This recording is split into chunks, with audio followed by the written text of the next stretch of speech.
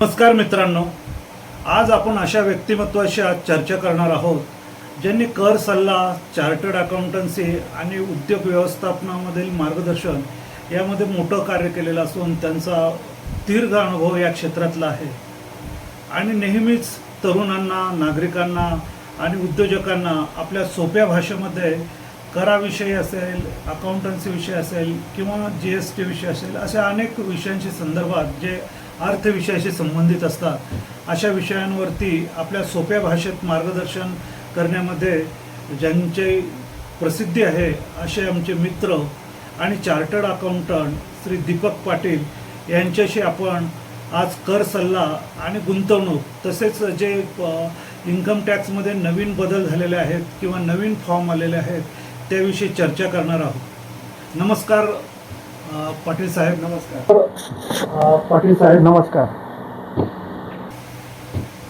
पाटील साहेब, आता आपण बघितलं की गेल्या 2-4 वर्षामध्ये जी एक नवीन कन्सेप्ट आलेली आहे म्हणजे नवीन रिजिम, न्यू रिजिम आणि ओल्ड रिजिम, तर याच्यात काय फरक आहे आणि त्याच्याविषयी आम्हाला थोडं सोप्या भाषेत सांगा.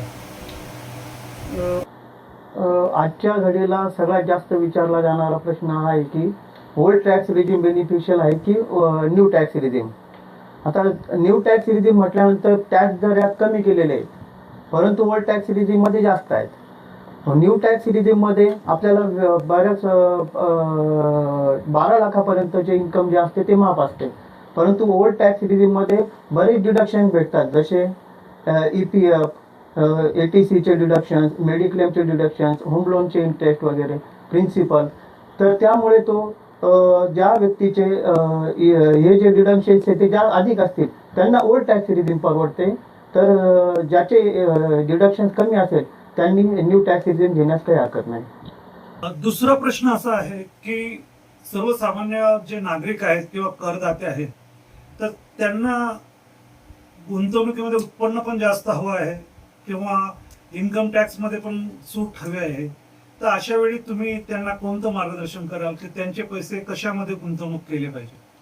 गुंतवणूकदारांसाठी एकच अशी सर्व गुंतवणुकीसाठी एकच पर्याय असा उपलब्ध नाही आहे, ते बरेच पर्याय उपलब्ध आहेत. ते पर्याय उपलब्ध ते आपल्या उद्दिष्टानुसार, वयानुसार, गुंतवणुकीच्या जोखमीनुसार कुठे गुंतवणूक करावी यावर अवलंबून असतात.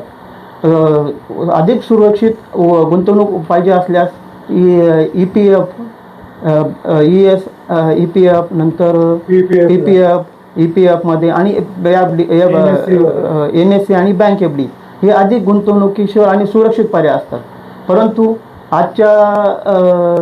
आजच्या महागाईवर मात करून जर आपले इन्व्हेस्टमेंटची अधिक आपल्याला रिटर्न्स मिळावेत हे वाटत असेल तर म्युच्युअल फंड आणि SIP मध्ये गुंतवणूक करण्यास, शेअर मार्केट यात गुंतवणूक करण्यास थोडासा रिस्क करावे लागेल. हो, शेअर मार्केटमध्ये जर आपण कंपनीचे बेसिक्स जे फायनान्शियल्स असतात त्याचा जर अभ्यास करून गुंतवणूक केली आणि प्राईम शेअर्समध्ये जर गुंतवणूक केली तर चांगले दीर्घकालीन चांगले रिटर्न भेटू शकतात.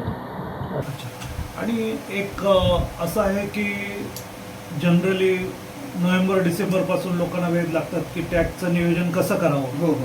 तर सर्वसामान्य जो पगारदार लोक आहेत, लहान व्यावसायिक आहेत किंवा गुंतवणूकदार आहे किंवा सर्वच लोक, त्यांनी टॅक्सचं नियोजन कसं करावं, ते वर्षभर करावं, कसं करावं की नाही? साधारणतः लोक काय करतात, मार्चमध्ये आल्यानंतर टॅक्स फार्मिंग विषयी विचार करतात, परंतु हा पूर्ण 12 महिन्यासाठी केलेला एक अभ्यास करून केलेला पर्याय चांगला असू शकतो. जर आपण प्रत्येक महिन्याला सपोज 1.5 लाख रुपयाचं आपल्याला सेव्हिंग करायचे आहे, ते शेवटच्या महिन्यात केली, सपोज मार्चमध्ये केली, तर तिचे रिटर्न्स आपल्याला नाही भेटत. बरोबर. परंतु ते जर आपण प्रत्येक महिन्याला 12,000 किंवा 13,000 असे केले तर त्यामध्ये आपल्याला दर महिन्याला जे रिटर्न भेटणार ते भेटतील आणि एक नियोजन आणि एक सेव्हिंग करण्याची आपल्याला सवयी लागते. बरोबर, करेक्ट. परंतु हे पगारदार व्यक्तींसाठी झाले. पण जर तुम्ही छोटे व्यावसायिक असाल तर तुमच्यासाठी 12 लाखपर्यंत तर आता माफच आहेत, परंतु त्यांनी प्रिझेम्प्टिव्ह टॅक्सेशन हे जर अवलंबले आणि सर्व खर्चाचे रेकॉर्ड वगैरे ठेवले तर ते त्यांच्यासाठी बेनिफिशियल असेल. तसेच तुम्ही म्हटलं तर प्रोफेशनल्ससाठी गव्हर्नमेंटच्या प्रिझेम्प्टिव्ह बेसिसच्या स्कीम्स आहेत, त्याच्यामध्ये तुम्ही ते ॲडॉप्ट करून तुम्ही टॅक्स सेव्हिंग वगैरे करू शकतात. म्हणजे थोडक्यात तहान लागल्यावर विहीर खोदण्यापेक्षा पहिल्यांदाच प्रोव्हिजन सुरुवातीलाच केल्यानंतर ती बेटर आणि चांगली प्रभावी ठरू शकते. करेक्ट.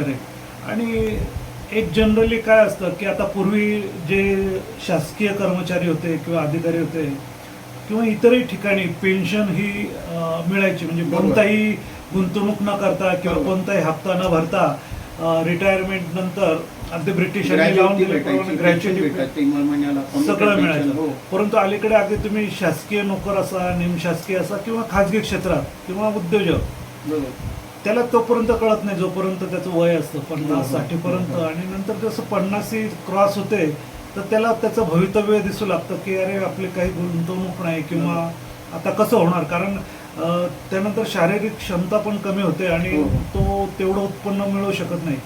तर त्याने सेवानिवृत्तीसाठी काय नियोजन केलं पाहिजे? नाही, तुम्ही म्हटल्याप्रमाणे 50च्या आतच लोक विचार करतात की सेवानिवृत्तीसाठी काय हा, करायचं, ते करायला पाहिजे. परंतु हा दीर्घकालीन दीर्घकालासाठी केला जाणारा उपाय आहे निवृत्तीसाठीचा. तो जर आपण सुरुवातीला समजा एखादा व्यक्ती जर नोकरीला लागला तेव्हापासूनच जर त्याने जर प्लॅनिंग सुरू केली तर ते त्याच्यापासून ते तुम्हाला जे रिटर्न भेटायचे ते जास्त आणि चांगल्या पद्धतीने भेटतील. सपोज आता ते बऱ्याच पर्याय आहेत तुमच्याकडे. NPS म्हणून तुम्ही एक लगेच चालू करू शकतात. त्याच्यानंतर EPF पेन्शन योजना आहे. ह्या योजनेचा तुम्ही लाभ घेऊन FD आहेत. तर तुम्ही ते दीर्घकालीन तुम्ही जर नियोजन केलं आणि इन्व्हेस्टमेंट केली सुरुवातीपासून तर ती जास्त पूरक आणि बेनिफिशियल असणार आहे तुमच्यासाठी. आणि काय होतं की आजकाल लोकांना शेअर मार्केटचं खूप अट्रॅक्शन आहे आणि जागोजागी अनेक सल्लागार असतात, ते कोणताही विचार न करता कोणाला पण तुम्ही शेअर मार्केट इथं कशाला, बँकेत कशाला गुंतवताय किंवा शेअर मार्केट, तर तुम्ही शेअर मार्केट किंवा म्युच्युअल मध्ये काय नाही गुंतवत, तुमचा इतका फायदा, ते अशी उदाहरणं देतात. परंतु ते ही उदाहरणं नाही देत की लॉस पण किती मोठ्या प्रमाणात होऊ शकतो त्याच्यात. तर याचा विचार करून शेअर मार्केट आणि म्युच्युअल फंडाबद्दल तुम्ही काय सांगाल? बरोबर. सोशल मीडिया आणि अफवावर विश्वास ठेवून जे शेअर मार्केटमध्ये गुंतवणूक करतात ते नेहमीच लॉसमध्ये असतात. याच्यासाठी तुम्ही कंपनीचे चांगल्या स्टँडर्ड्स कंपन्या आहेत, बऱ्याच कंपन्या आहेत, त्याचे जर तुम्ही फायनान्शियल्स किंवा विश्लेषण जर योग्य प्रकारे करून शेअर्समध्ये गुंतवणूक केली आणि ती दीर्घकाल आणि लॉंग टर्मसाठी केली तर ती नेहमीच बेनिफिशियल असणार आहे. आणि सुरुवातीला जर तुम्ही सुरक्षित तुम्हाला जर पाहिजे असेल रिटर्न्स किंवा गुंतवणूक करायची असेल तर म्युच्युअल फंड आणि SIP हे उत्तम पर्याय आहेत. आता आपण गुंतवणूक आणि याच्याबद्दल बघितलं किंवा न्यू रिजिम आणि ओल्ड रिजिम बद्दल बदललं, परंतु यावर्षी ITR फॉर्ममध्ये किंवा सगळ्याच फॉर्ममध्ये या शासनाने अनेक बदल केलेले आहेत, त्यांचे नंबर पण बदललेले आहेत. तर हे काय बदल आहेत? हे जे बदलचे नियम आहेत ते 2025 नुसार ते नेक्स्ट इयरपासून लागू होणार आहेत. आत्ता जर म्हणाल तुम्ही आत्ताच्या ITR मध्ये जे चेंजेस झाले आहेत ह्या वर्षी जे लागू असलेले ते तर तुम्हाला जे कॅपिटल गेन्स असेल शेअर संदर्भात त्यातली डिटेल्स इन्फॉर्मेशन द्यायची आहे. सुरुवातीला काय असायचं की तुम्हाला जे कन्सोलिडेटेड फिगर दिल्या कॅपिटल गेनच्या वगैरे तरी ते चालत होतं, परंतु आता इंडिव्हिज्युअल स्क्रिप्ट वाईज डिटेल द्यायचे आहेत. त्याच्यानंतर जे डिजिटल ट्रान्झॅक्शन्स आहेत क्रिप्टो वगैरे त्याचेही आता या वर्षापासून चेंजेस झाले, तेही ॲड करण्यात आले आहे, त्याची इन्फॉर्मेशन द्यायची आहे. असे बरेच आणि जे असे चेंजेस झाले. वाटतं सॅलरी किंवा असे त्याला घर असलेले असे ते वेगवेगळे फॉर्म भरावे लागायचे. आता जो कॉमन ITR फॉर्म आलेला आहे त्याचे सर्वसामान्य नागरिकाला काय फायदे आहेत? इन्कम टॅक्स ॲक्ट 1961 मध्ये बऱ्याच प्रकारचे फॉर्म्स होते. 1 ते 7 प्रकारचे जवळजवळ फॉर्म्स असतात. सॅलरीवाल्यांसाठी एक, नंतर इतर सॅलरी आणि ज्याचे कॅपिटल गेन्स आहेत त्याच्यासाठी 2, असे अनेक फॉर्म असतात. परंतु आता गव्हर्नमेंटने असं ठरवलं आहे की एक कॉमन मिनिमम फॉर्म जो आहे तो सगळ्यांसाठी ॲप्लिकेबल असणार आहे आणि त्याच्याने असे फायदे होणार आहेत की आपण जर आता ओल्ड ॲक्टनुसार जो फॉर्म आपण चुकला समजा तर आपल्याला जे आहे तर त्याच्यामध्ये डिफेक्ट निर्माण होण्याची शक्यता असते. आपले रिफंड जे क्लेम करायचो ते अटक करण्याची शक्यता होती. परंतु आता हा एकच फॉर्म येणार असल्यामुळे याचे जे सुरुवातीला ज्या चुका व्हायच्या त्या होणार नाहीत. या नवीन फॉर्म मध्ये काही आपल्याला अतिरिक्त माहिती पण द्यावी लागायची का, जी पूर्वी द्यावी नव्हती लागत? त्याची जी माहिती आहे ती income tax portal auto fill होऊन येणार आहेत. अच्छा, म्हणजे ते ऑटोमॅटिक उपलब्ध राहणार. हो हो. आता जो TDS मध्ये जो आपण G किंवा H फॉर्म भरायचो तर त्याच्यात काय बदल झालेला आहे 50 म्हणजे जी 15 आणि H15? त्यासाठी 1961 मध्ये 2 प्रकारचे फॉर्म होते, 15H आणि 15G. तर 15G हा करदात्याला टॅक्स न कट करण्यासाठी द्यायचा असतो आणि 15H जो आहे हा सिनियर सिटीजनला टॅक्स नसेल तर तो देत होते. परंतु आता हे दोन्ही फॉर्म जाऊन 1925 ॲक्टनुसार 2025 ॲक्टनुसार एकच फॉर्म त्यांनी केला आहे, तो म्हणजे 121 फॉर्म. यामध्ये जे इन्फॉर्मेशन आहे ती सेमच साधारणतः असणार आहे, परंतु जे 2 प्रकारचे फॉर्म असते त्याच्याऐवजी गव्हर्नमेंटने एकच फॉर्म आणलेला आहे. यावेळेला का 3 वर्षाची माहिती मागितली आहे का? 121 नाही, एकच वर्षाची द्यायची. एकच वर्ष. तर आपण सर अतिशय मोलाची अशी माहिती आमच्या प्रेक्षकांना दिलेली आहे. तर अजून आपल्याला काय सांगायचं आहे या एकूणच गुंतवणूक किंवा कर जे काही व्यवस्था आहे त्याबद्दल आमच्या प्रेक्षकांना तुम्ही काय सांगू इच्छिता? टॅक्स नियोजन करताना सुरुवातीपासून तुम्ही करायला पाहिजे. जे मार्चमध्ये येऊन करतात ते त्यांचं जे असतं इन्व्हेस्टमेंट करूनही तुम्हाला ते जे रिटर्न्स आहेत ते भेटत नाही. आणि गुंतवणूक करण्यासाठी तुम्हाला एक सवय लागण्यासाठी उद्याचं भविष्य फ्युचर करण्यासाठी एक रेग्युलर आणि कंटिन्युअस जे सेव्हिंग आहे ती केलेली अतिशय उत्तम असणार आहे. रेग्युलर आणि जितके लवकर कराल. सुरुवात जी आयुष्याच्या तुम्ही 50 नंतर सुरुवात केल्यानंतर त्याचा उपयोग होणार नाहीये. तर तुम्ही ती सुरुवातीपासून 25व्या वर्षापासून जर केली तर ती लॉंग टर्मसाठी आणि त्याचे जे रिटर्न्स आहेत ते जास्त भेटतील. हो. तर सर आपण आमच्या या चॅनलवरती अतिशय उद्बोधक अशी माहिती दिली, ती निश्चितपणे सर्व करदाते आणि आमच्या प्रेक्षकांना उपयुक्त अशी आहे. तर मी आपले सर्वांतर्फे आभार मानतो.